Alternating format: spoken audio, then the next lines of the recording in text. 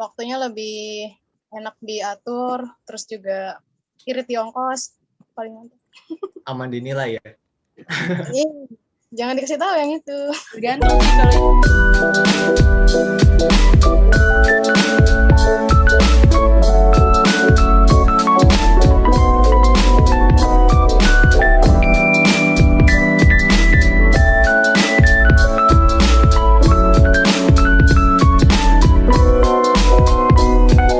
Assalamualaikum warahmatullahi wabarakatuh. Balik lagi sama saya Subhan di acara Dikes.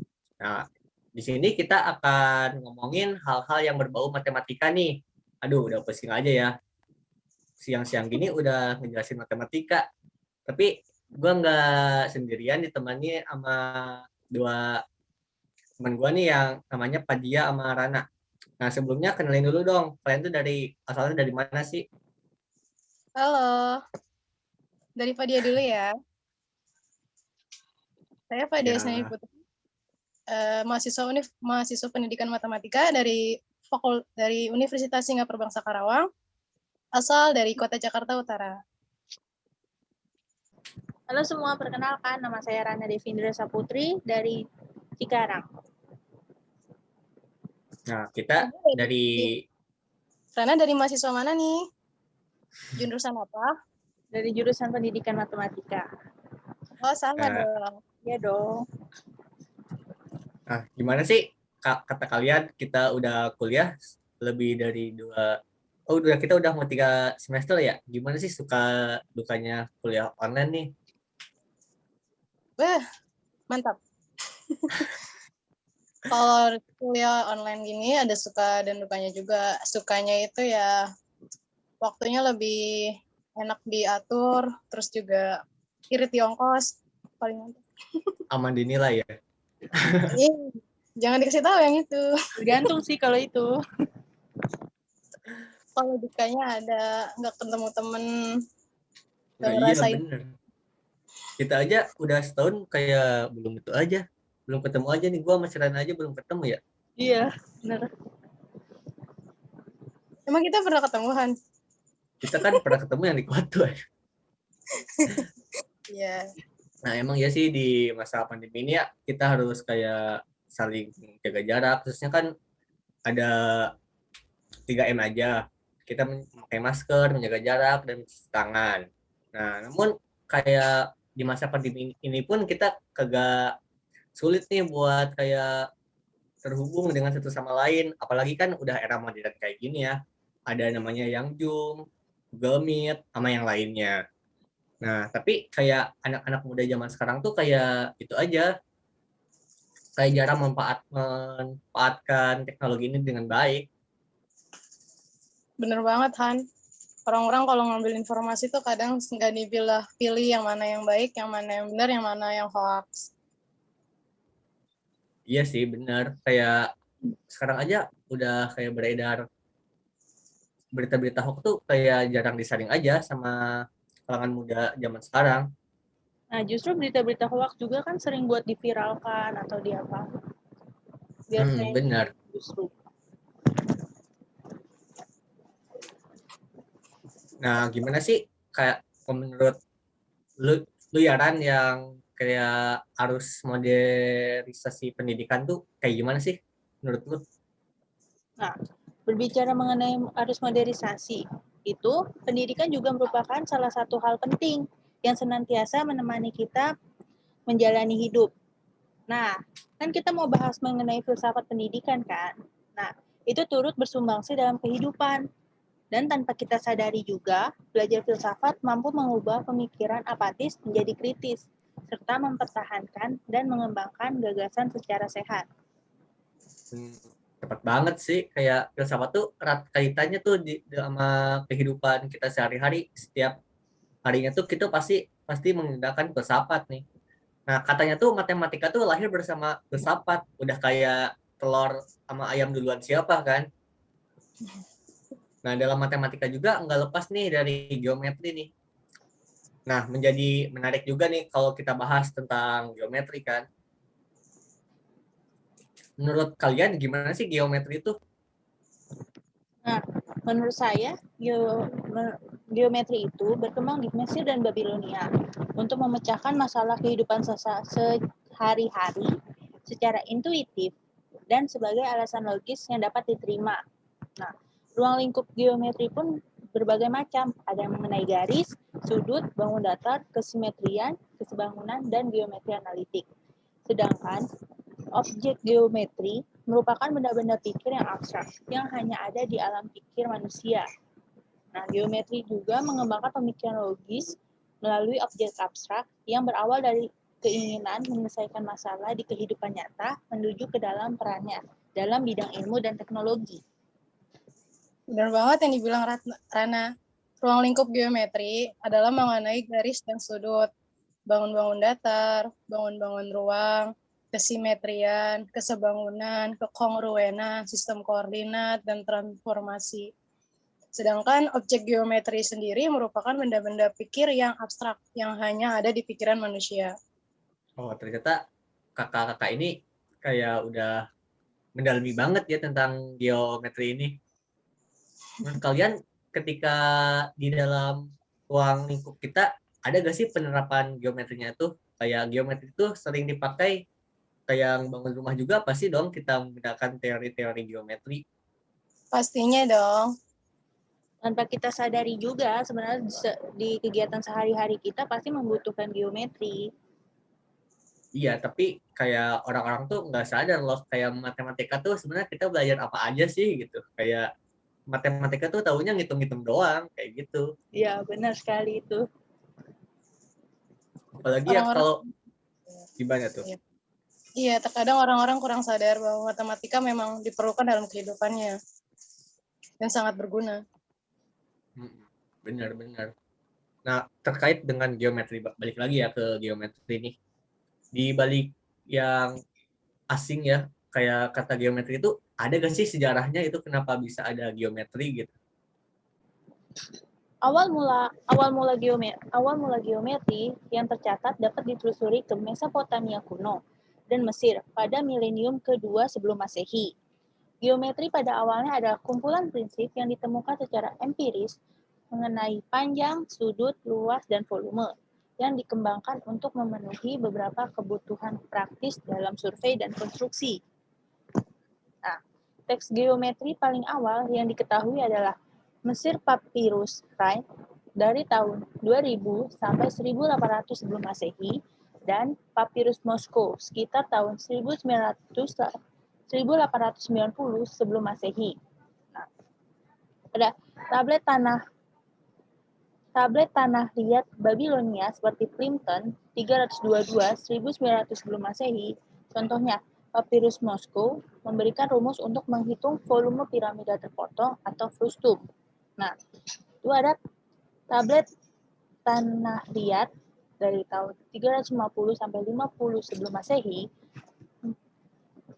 menunjukkan bahwa astronom Babilonia menerapkan prosedur trapesium untuk menghitung posisi Jupiter dan gerakan dalam kecepatan waktu. Prosedur geometris tersebut mengantisipasi kalkulator Oxford, termasuk teorema kecepatan rata-rata pada abad ke-14 di selatan Mesir, Nubia kuno, membangun sistem geometri termasuk versi awal jam matahari. Nah, pada abad ke-7 sebelum Masehi, Yunani ahli matematika Thales of Miletus menggunakan geometri untuk menyelesaikan masalah, seperti menghitung tinggi piramida dan jarak kapal. Hal tersebut dikeluarkan dengan penggunaan pertama dari penalaran deduktif yang diterapkan pada geometri, dengan menurunkan 4 akibat wajar dari teorema Thales. Menarik sekali sih ini, kayak sejarah tuh ngebosenin, tapi ketika kita udah kupas lagi ternyata ada banyak hal yang menarik juga ya, kayak ada tablet. Ternyata tablet tanah tuh udah ada, tablet tuh nggak cuma di zaman modern kayak kita ini kan. Ya. Kayak tablet tanah udah ada gitu. Terus kayak ngukur piramid kan. Jadi matematika tuh sangat luas sekali ya tentang pemakaian geometri ini. Menarik sekali sih ini sejarahnya. Nah, di balik sejarahnya ini, geometri itu sebenarnya cuman satu kata aja atau dia tuh kayak mempunyai cabangnya gitu sih? Atau kayak gimana nih? Oh, jadi begini, di dalam geometri ini terbagi menjadi dua jenis. Yang pertama geometri aljabar, yang kedua ada geometri antar dimensi. Geometri aljabar sendiri merupakan cabang matematika yang mempelajari akar dari suku banyak. Dalam kajian modern sendiri, digunakan berbagai alat dari aljabar abstrak seperti aljabar komunikatif dan teori kategori. Studi geometri aljabar dilakukan dengan mengkonstruksi suatu objek matematika, misalnya skema dan shape.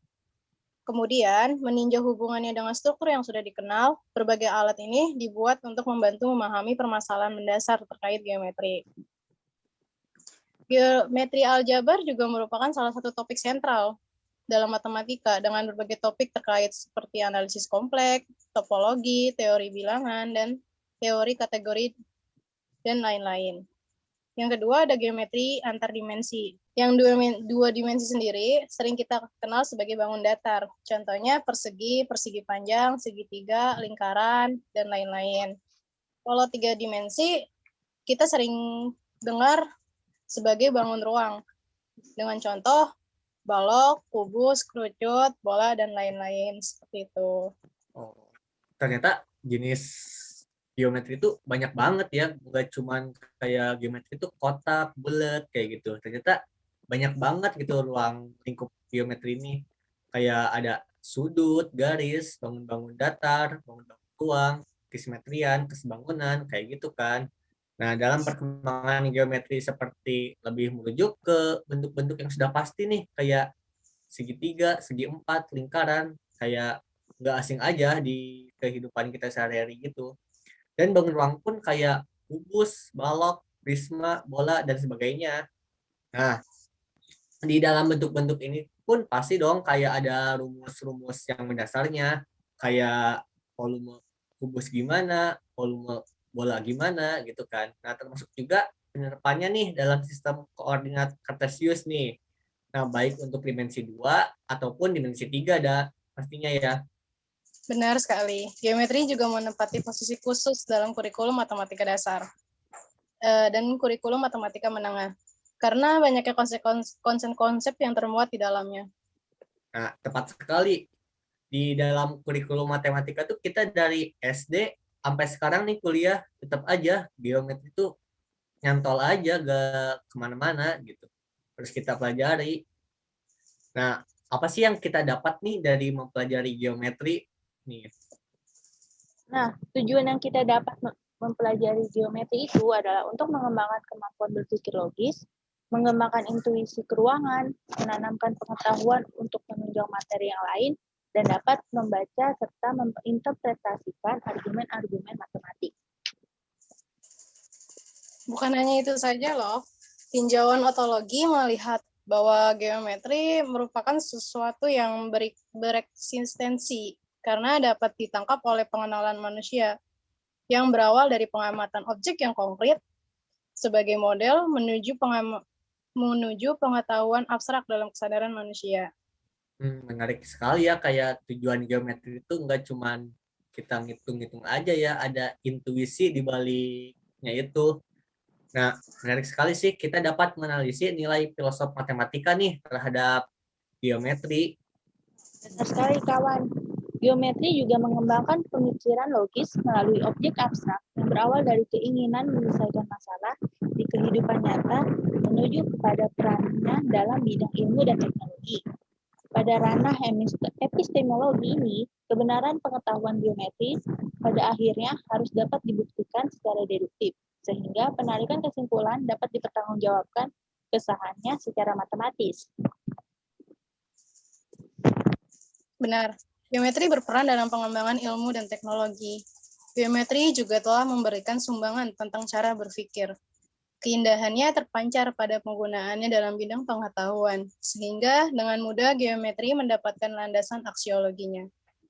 Geometri telah mendapatkan landasan pada 3 ranah kajian filsafat, ilmu terkhususkan pada ilmu matematika, yaitu ontologi, epistemologi, dan aksiologi. Oleh karenanya, geometri agar dapat dikembangkan secara bijak, lebih bermanfaat baik untuk matematika itu sendiri maupun perkembangan ilmu yang lain, serta berperan dalam perkembangan kemajuan teknologi. Menarik sekali sih topik yang udah kita bahas ini ya, dari awal, dari kayak sejarahnya geometri, ada tablet tanah liat juga gitu, cara ngitung-ngitung rumus, jenis-jenis geometri itu sendiri gitu. Banyak banget sih manfaat dari kita mempelajari geometri ini. Nah, filsafat juga dapat mempengaruhi situasi dan kondisi yang memprihatinkan saat ini nih. Khususnya kan kita sekarang dalam masa pandemi ya. Pastinya dong filsafat itu ilmu yang kritis dan berpikir logis ya. Pastinya kita juga dapat menekan penyebaran pandemi dengan adanya filsafat kali ini nih. Nah, kita juga harus menumpukan harapan terhadap pendidikan nih, karena kita sadar bahwa hanya pendidikan yang dapat memperbaiki hidup kita. Dan juga geometri telah mendapatkan landasan pada 3 ranah kajian filsafat ilmu matematika, yaitu ontologi, epistemologi, dan aksiologi. Oleh karenanya, geometri agar dapat dikembangkan secara bijak dan lebih bermanfaat baik untuk matematika itu sendiri ataupun perkembangan ilmu yang lain, serta berkembang dalam perkembangan kemajuan teknologi. Benar sekali. Ada kutipan yang dikutip oleh filsuf terkenal Aristoteles. Pendidikan adalah bekal terbaik untuk hidup. Benar banget nih kutipannya, kayak di dalam hidup kita ini kita gak bakal lepas dari pendidikan, dari kita lahir sampai kita sudah gak ada ya. Pendidikan tuh pasti melekat banget di hidup kita nih. Benar sekali. Udah sampai sini, sebenarnya belum perkenalan nih. Iya, dari tadi ya kita ngobrol tapi belum tahu nih siapa hostnya. Iya. Kenalin dulu ya, nama saya Muhammad Subhan Ariandi, kelas 2D Universitas Singapura Bangsa Karawang, jurusan matematika nih. Nah, nggak kerasa juga kita udah nemenin kalian di 15 menit yang penuh ilmu ini nih, podcast kita kali ini. Saya Subhan bersama 2 teman saya nih, Rana dan Padia, izin undur diri ya. Keep charming, stay focused, peace, love, and solid.